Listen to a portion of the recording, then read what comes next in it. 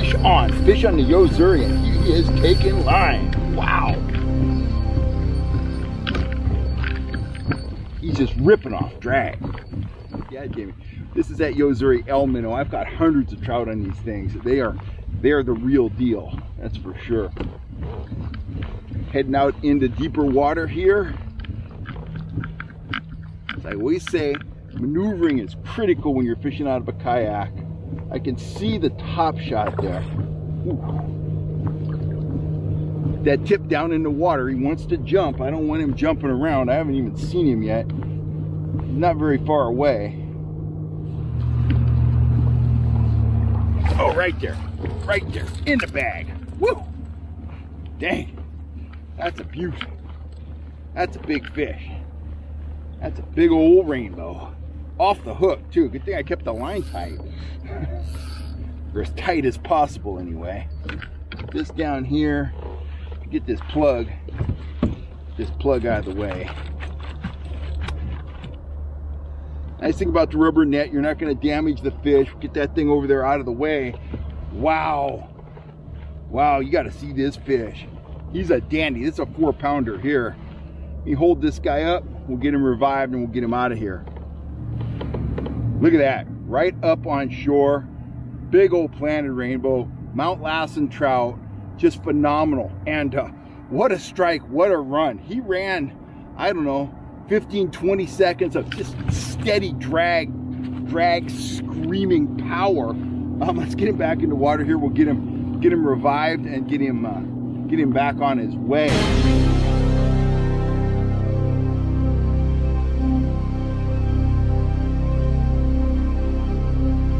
Howdy guys, welcome back to the channel. I'm Kel Kellogg and this is my kayak trout fishing gear right here.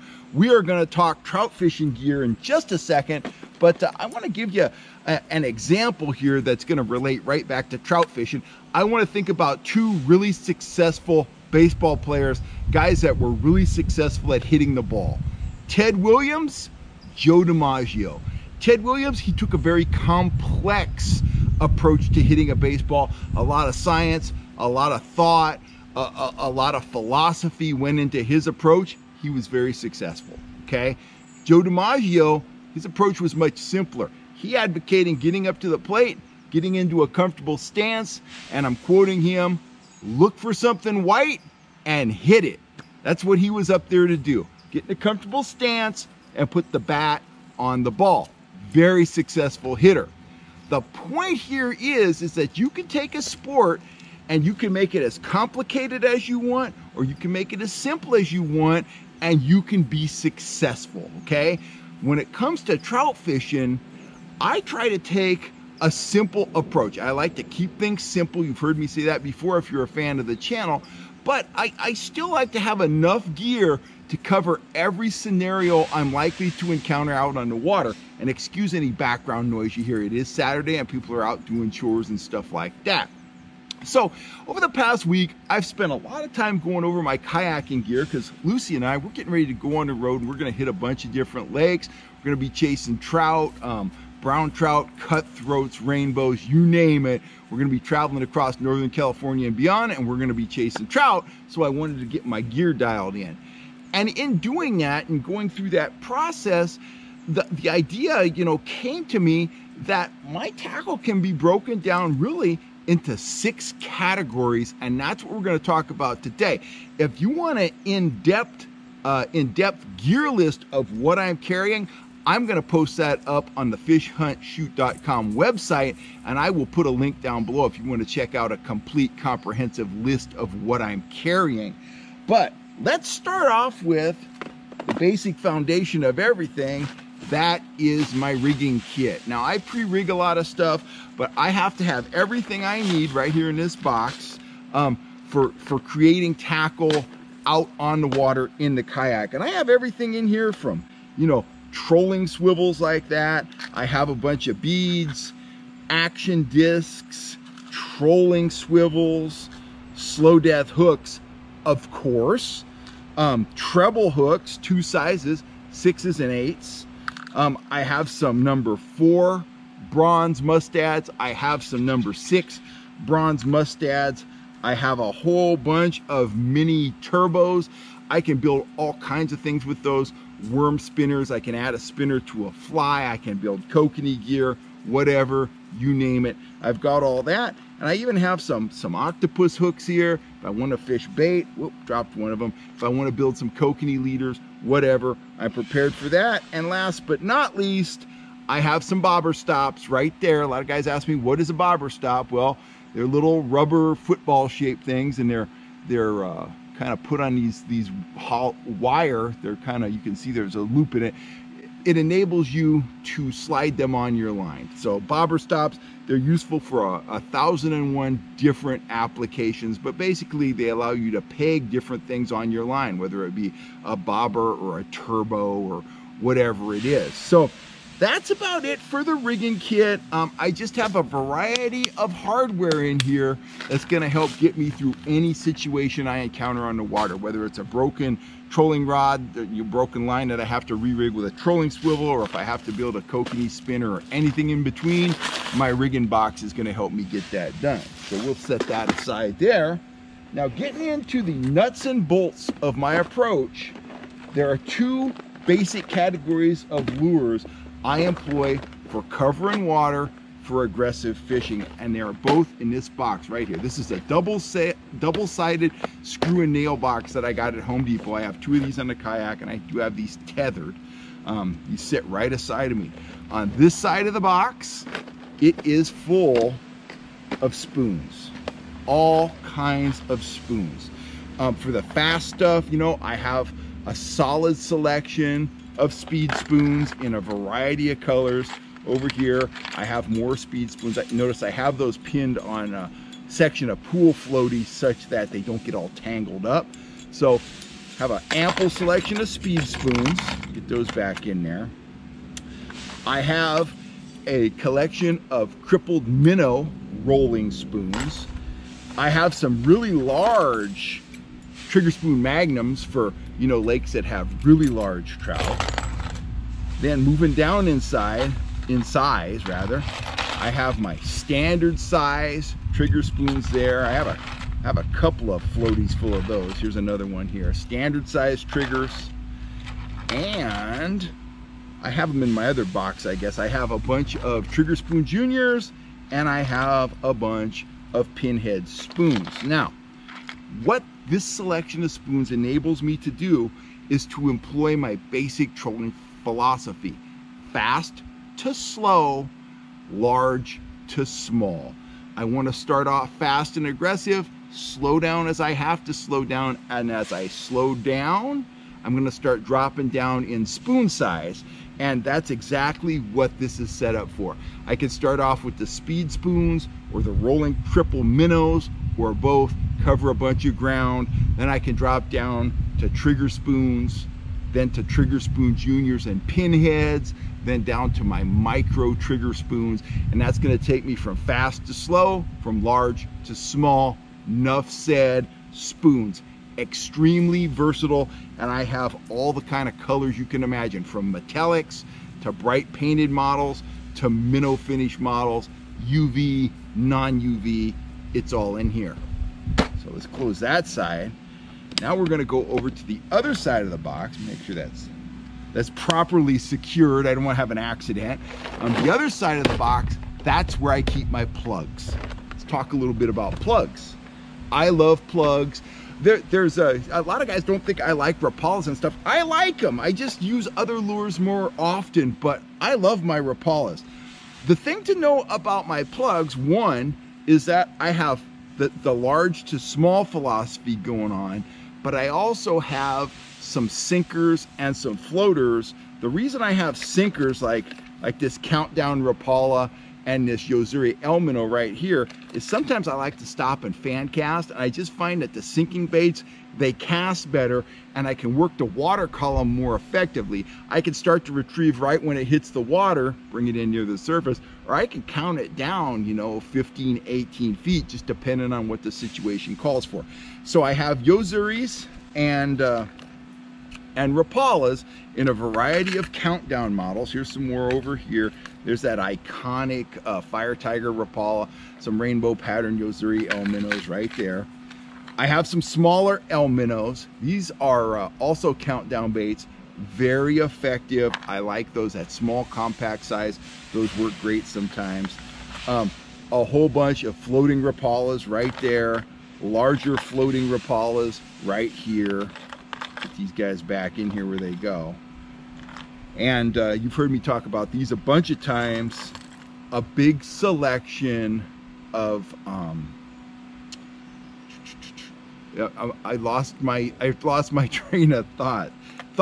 The Yakima Maglip. Sorry about that, guys. Yakima Maglip. I have those in a variety of sizes. That's the 3.0 right there. That's the largest one I'm carrying. Here's the 2.0 right here.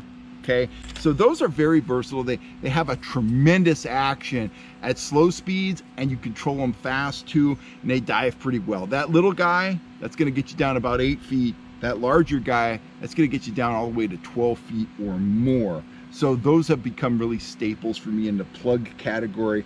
And of course, I'm fishing out of the kayak, so I can slow way down if I want to. I have some standard fare flatfish. Now, you can't troll these much above 1.2, 1.3, but if you're looking for something that you really want to keep in the strike zone, that little gold guy right there has been money for me in the high Sierras. If you're looking for something you want to keep in the strike zone while having maximum flash and maximum vibration, it's hard to beat an old school flatfish. But that's really about it. Over here in my huge plug category, I've got a big countdown Rapala and I've got a jointed Rapala. I might throw in a few more large plugs in there. I have room in that compartment. But that's all I have in the plug category. In terms of colors, it's a lot like my spoon selection, you know. I have metallics all the way through bright stuff. So, you know, bait fish patterns through, you know, the oranges, the chartreuses, the really bright and bold stuff. I think it's important in your metallics, both on the spoon side and on the plug side, to have some silvers and have some golds. And, you know, it's hard to find plugs in copper color. I always have some copper color spoons because they can be money. If I could find copper colored plugs, I'd have some of those too. So that's pretty much it for the plugs, and that's pretty much it for tackle box number 1. Oh, last thing I do have in here, I have some of my speed shad. Great lure for casting or trolling. Got to work them fast. They're great for casting because you can count them down, you can vary that retrieve. Lots of vibration, lots of flash, and it has that great, you know, shad profile. So we've caught some very large trout on those, definitely a big fish bait. So I guess I have 4 of those in here. So that's it for the plugs, and that's it for this particular box. Close that up. Now here is my other 2-sided box.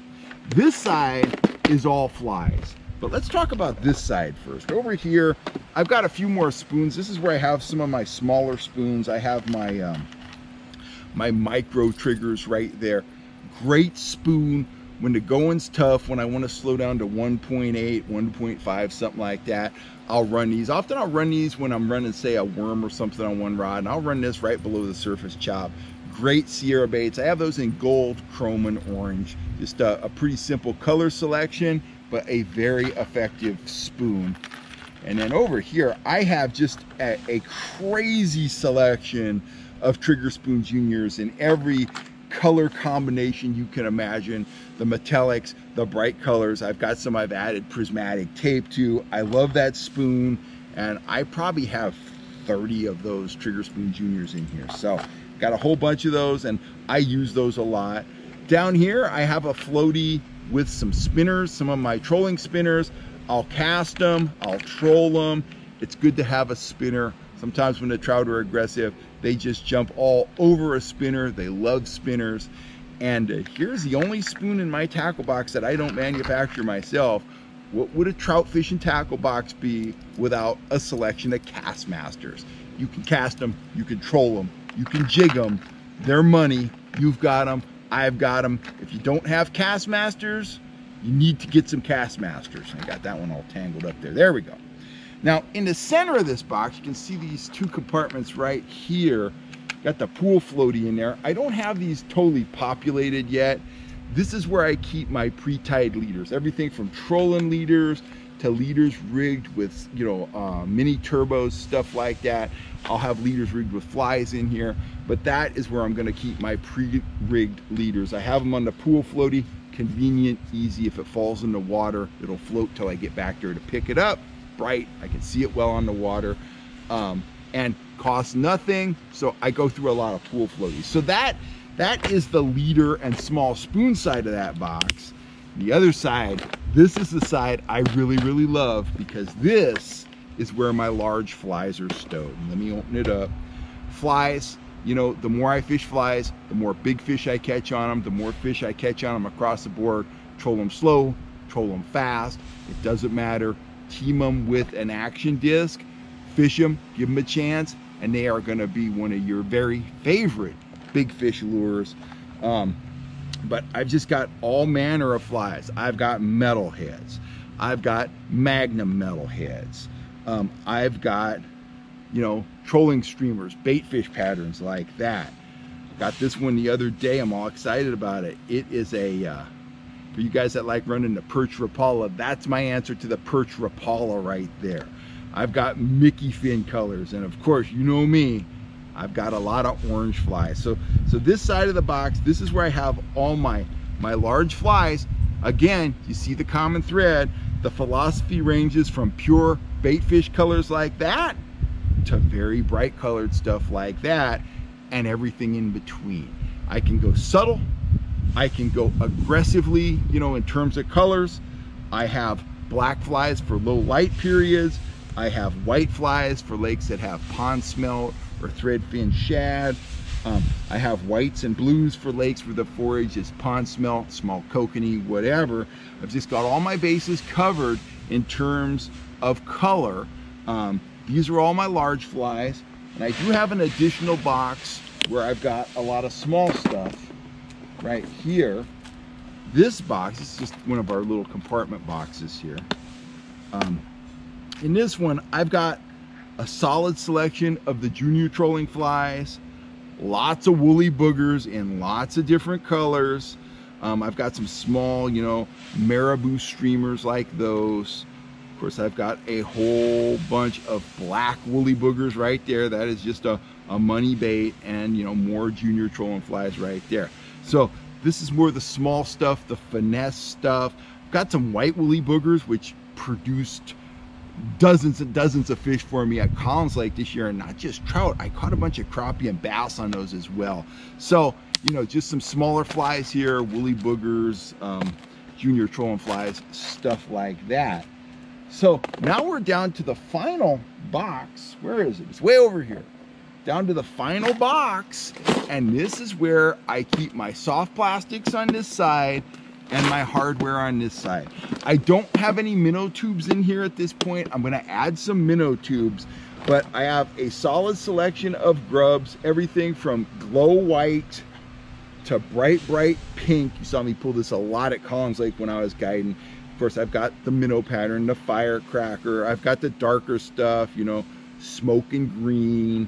I've got some purple, which is a real sleeper in terms of trout bait. Everybody knows about a purple, you know, plastic worm or a purple grub for bass. They work for trout too. So I've got those, rigged those on a slow death hook, troll them anywhere from 1.5 all the way up to 2.5 or beyond. Absolute money bait. And of course, I'm gonna have some scent on the kayak to scent up those soft plastics. Very important to use scent with the soft plastics. Over here, trout Trix all day long. I've got the trout Trix worms. I've got them in 6 different colors. Bubblegum, neon pink, chartreuse, brown, white, and orange. And all the colors work. Some work better than others at different times. I'll team these with a Dodger. I'll team them with a wiggle disc. I'll play with them. Very effective offering for trout of all sizes. We had trout up to about 8.5 pounds on the trout Trix at Collins Lake, but we also had a ton of pan-sized rainbows on that lure. Slim profile, something they don't see very often.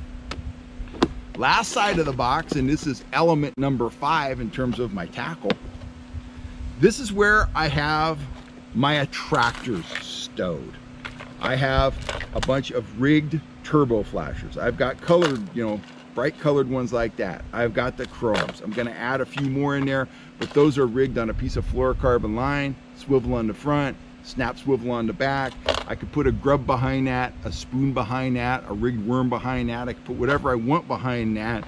Tons of flash, tons of vibration, calls trout from long distances, absolute money in the High Sierra, but it's a killer down in the foothill lakes too.